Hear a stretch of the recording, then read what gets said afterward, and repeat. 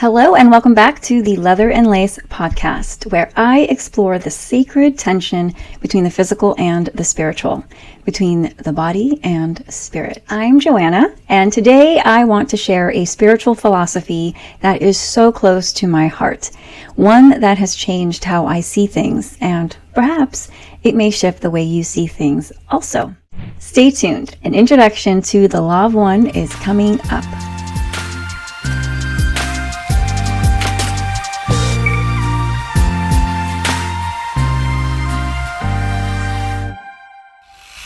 Before I get into what the Law of One is, I want to start by letting you know what it's not. It is not a religion, and it's certainly not dogma. There are no churches, no institutions, and no memberships that you have to join. And there's no need to pledge allegiance to anything in order to be saved, and there is no need to give money in order to be a part of it. The Law of One is also not a cult. Cults revolve around a figurehead who claims ultimate authority over a set of beliefs, and they tell you how to think or what to believe. And that's just not the case here with the Law of One. The organization behind the Law of One, LL Research, does not posture to be authorities over this material. In fact, they invite seekers to engage with it in their own way and to draw their own conclusions about its teachings. And on top of that, this organization doesn't promote themselves or market their materials, which is almost unheard of in a world obsessed with increasing viewership, increasing engagement, and increasing profits. This means that the many thousands of people from all over the world discover the Law of One through word of mouth. This material has spread quietly over the last 44 years, person to person, heart to heart, through a friend, a podcast, or someone who felt moved enough to share it, just as I'm sharing it with you now.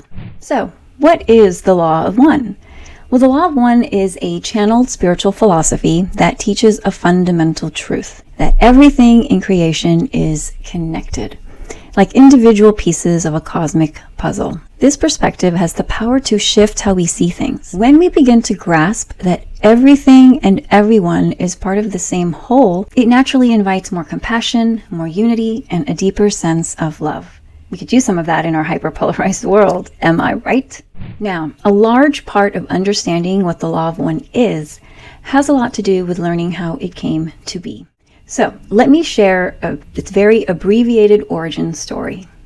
In late 1979, a group of 3 people, Don, Carla, and Jim, formed a channeling group for the purpose of receiving spiritual insights during meditation. Between 1981 and 1984, something pretty extraordinary happened to this group. Carla started to enter a deep trance state during meditations, so deep, in fact, that she was completely unconscious of what was being said through her. While she was in deep trance, a higher dimensional being, known as Ra, was able to speak through her, offering profound insights about the nature of existence. Now, look at this picture and you can see that there are these 3 wired microphones on top of the blanket.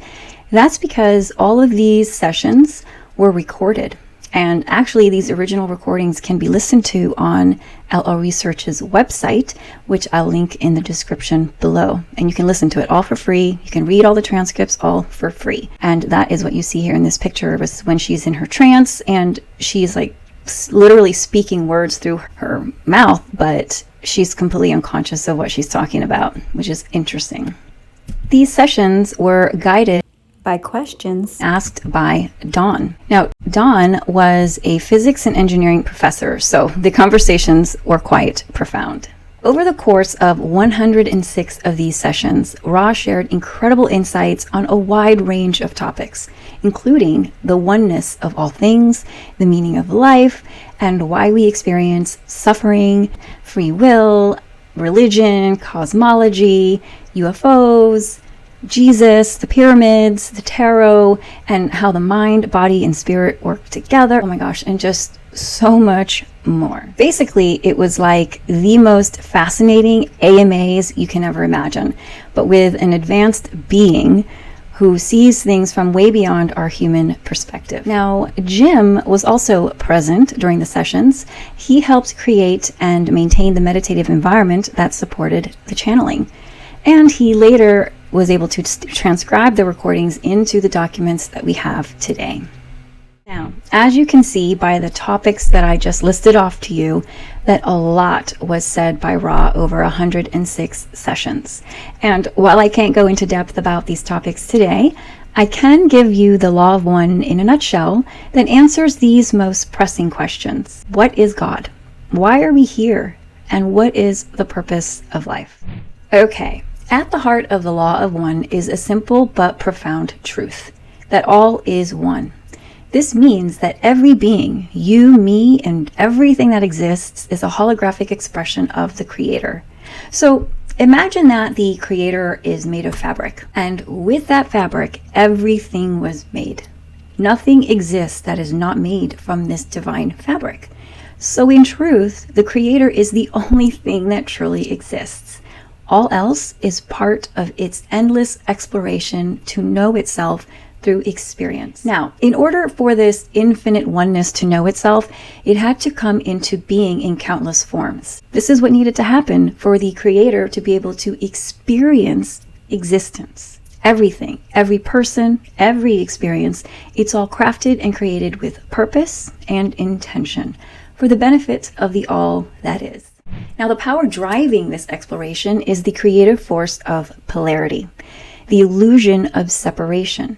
That distorted belief that we are actually separate from the Creator. That is what causes the sacred tension within us between our body and our spirit. Our spirit longs to reunite with the peaceful perfection of the Creator.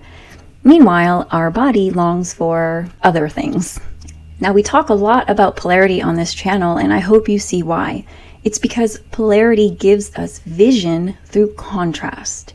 We learn about love through the experience of hate. We learn about joy through the experience of sadness, and so on. Polarity is what drives all spiritual learning and growth. So we can return to the Creator, bearing our gifts of experience, wisdom, and depth. Now, according to the Law of One, humans are moving through the third density of our spiritual evolution. And in this density, the creative force of polarity plays out through a choice that we must make to either walk the path of service to others or to walk the path of service to self. Now, although this fundamental polarity is often seen as good versus evil, the Law of One teaches that these paths should not be qualified as the right or the wrong path, because all are in service to the Creator, even bad guys. Now, I know this is a hard lesson to learn, okay? But it's no coincidence that the most inspiring heroes were baptized by the fires of adversity. And you can't have adversity without bad guys. This is why I explore, and will continue to explore here on the Leather and Lace podcast, how the dark and the light coexist beautifully, even if we don't always have the eyes to see it. It is darkness that gives light its shine, but without light, the darkness cannot see itself. Let's recap this nutshell. So, what is God according to the Law of One? Everything, including me and you. Why are we here? To experience existence so that the Creator, which is everything, can deepen its knowledge of itself. The more you know about yourself, the more the Creator does too. Thank you for your service. What is the purpose of life? To remember what we have forgotten, that love is all there is, and to return to it by choice. I'll stop here for now before this nutshell turns into a bag of nuts. Okay, now you're probably thinking one of two things. That the Law of One sounds batshit crazy, or perhaps you might be thinking that it's actually pretty fascinating. Either way, wherever you land on that spectrum, I invite you to stay with me for just a little longer, because I'm about to share some of the most beautiful, inspiring, and deeply resonant insights that I have found in the Law of One. The particular quotes I chose to share with you speak to the very questions that live at the heart of every human being, whether consciously or quietly beneath the surface. Questions like, who and what are we, really? What is the purpose of life? And why do painful things happen to us? So, let's begin with who and what we are. In session 1.0, Ra said this: let us for a moment consider thought. What is it, my friends, to take thought? Took you then thought today? What thoughts did you think today? What thoughts were part of the original thought today? In how many of your thoughts did the creation abide? Was love contained, and was service freely given? You are not part of a material universe. You are part of a thought. You are dancing in a ballroom in which there is no material. You are dancing thoughts. You move your body, your mind, and your spirit in somewhat eccentric patterns, for you have not completely grasped the concept that you are part of the original thought. Now, when I read that over 3 years ago, it just resonated with me so deeply. Like, we often identify so much with the material world, our bodies, our circumstances, and our struggles. But according to Ra, that's not our true nature. We are not things. We are thoughts. Specifically, we are part of the original thought. You know, that first spark of awareness from the Creator when it became aware and declared, I am. And that raises an important question for each of us. How aligned are we with that original thought? Do we create? Now, if you watched the May Therapy Session episode last week, you know that the tarot message this month encouraged us to create something meaningful this month, regardless if there is no audience to witness it. Create for the sake of creation. Because to create is to be aligned with the original thought of the Creator. I am, and so I must. Now, when we realize our true nature, you know, that we are thoughts in motion, we are spirits dancing eccentrically in an immaterial ballroom. When we do that, we awaken the Creator within. We awaken to the power we have to shape and change our thoughts based on our free will. And through that awakening, we begin to remember our purpose here. The next quote I'm about to share speaks directly to that sense of purpose. In session 8.1, Ra says this: consider, if you will, the path your life experience complex has taken. Consider the coincidences and odd circumstances by which one thing flowed to the next. Consider this well. Each entity will receive the opportunity that each needs. Now, when I read this for the first time, and really anytime I read it, something softens in me. You know, it's so easy to feel like life is random, or worse, that it's flat out against you. But this reminds me that everything, every twist and turn, every so-called coincidence is all part of our unfolding. Each of us is here on purpose. Our lifetime has been crafted with divine intention, divine thought, and each of us is offered exactly the opportunities that we need to move forward in our spiritual evolution, even when these opportunities arrive disguised as hardship. This perspective invites a kind of trust. Trust that life, in its own mysterious way, is for us, even when it hurts. This brings us to the next quote, which touches on a difficult but important question, which is, why do painful experiences happen to us at all? Why do they have to be a part of our journey, you know? Now, before I share it, I want to pause and talk a little bit about the way Ra speaks. Now, you may have already noticed hints of it already, but Ra's language is unique. Kind of like how Yoda has a unique way of speaking, you know? But for me, it's part of what makes the Law of One so fascinating, and also why it can feel a little strange or dense at first. I mean, it's English, but the way it's spoken is technically alien. Now, if you ever feel called to read the material yourself, just remember that and be patient as you take it in. Okay, speaking of alien English, one of the terms that you'll often see in the Law of One is catalyst, which you'll see in the next quote.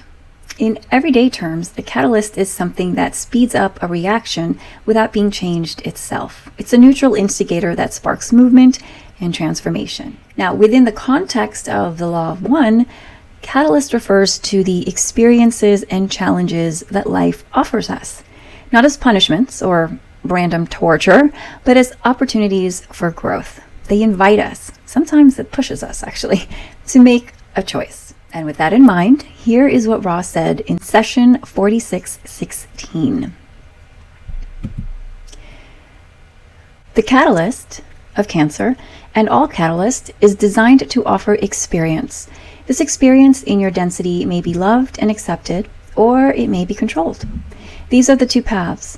When neither path is chosen, the catalyst fails in its design and the entity proceeds until catalyst strikes it, which causes it to form a bias towards acceptance and love, or separation and control.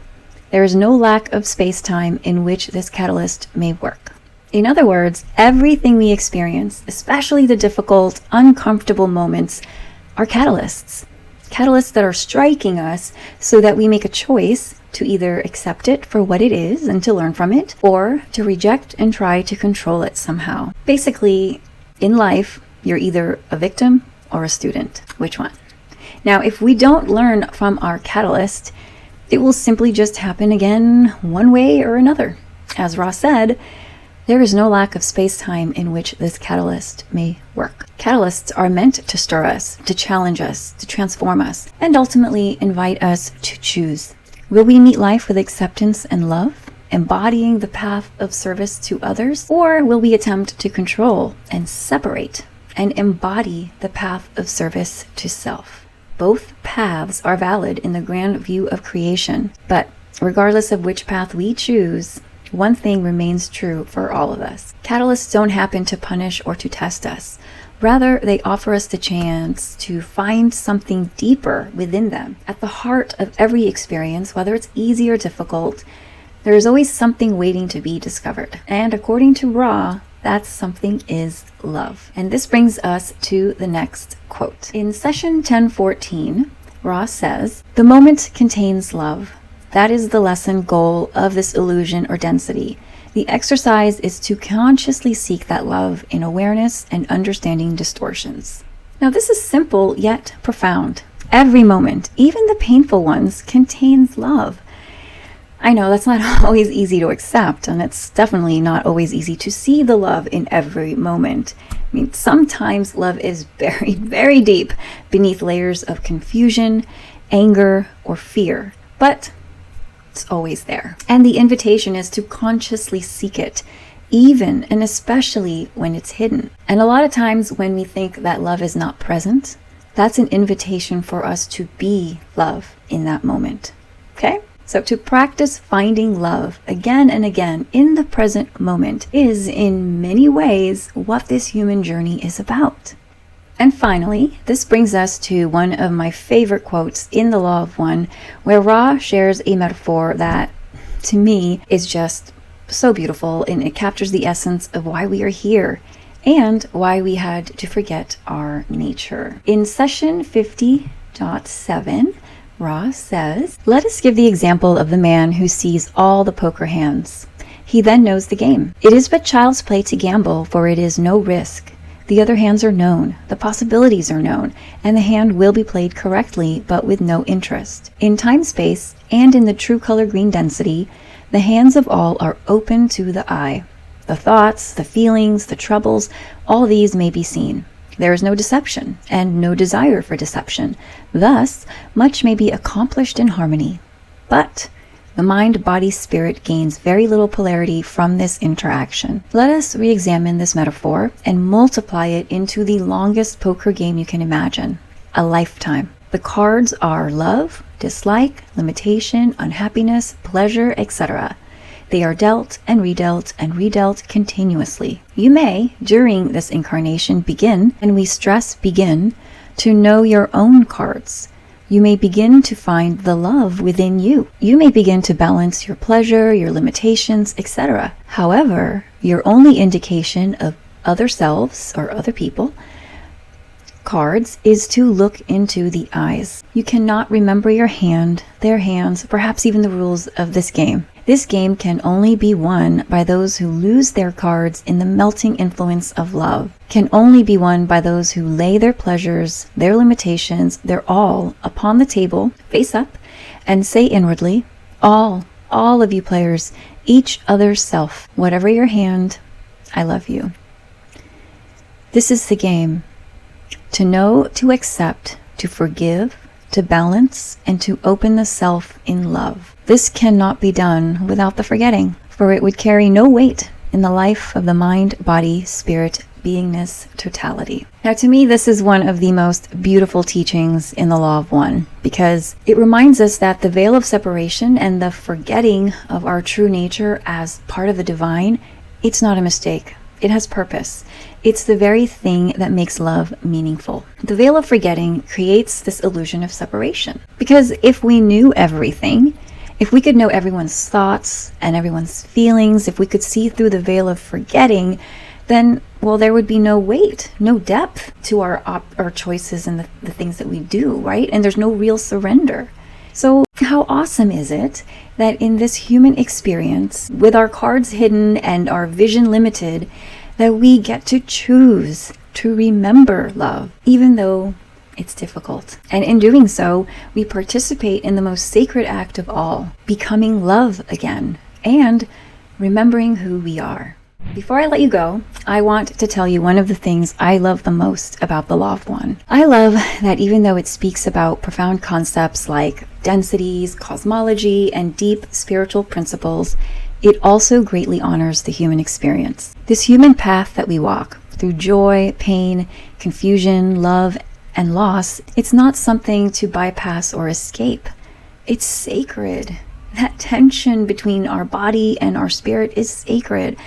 Ra makes it clear again and again that the body, the mind, and the spirit work together in our journey. Yes, we are more than our bodies, but our bodies are the stage upon which this great remembering unfolds. Yes, we are more than our emotions and thoughts, but they are the language through which Catalyst speaks to us. And yes, we are ultimately infinite and timeless. But we are also here now on Earth in this physical space, living within the sacred limitations of time and space and learning how to choose love even when it's hard. And that is the whole point. The Law of One does not ask us to reject the physical or to curse or escape human messiness. It invites us to see all of it, the struggle and its beauty, the leather and the lace, as part of the Creator's own journey to know itself. Through our tears, our laughter, our heartbreak, and our healing.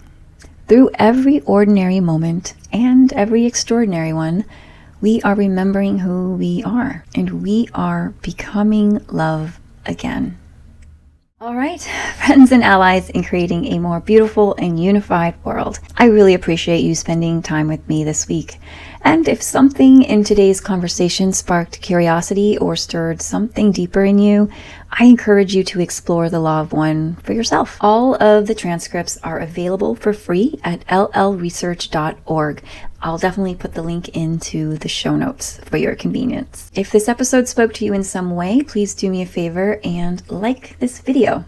It helps a lot more people find it, and you'll be helping to grow my channel, which is great if you resonate with my goals and intentions for creating this podcast.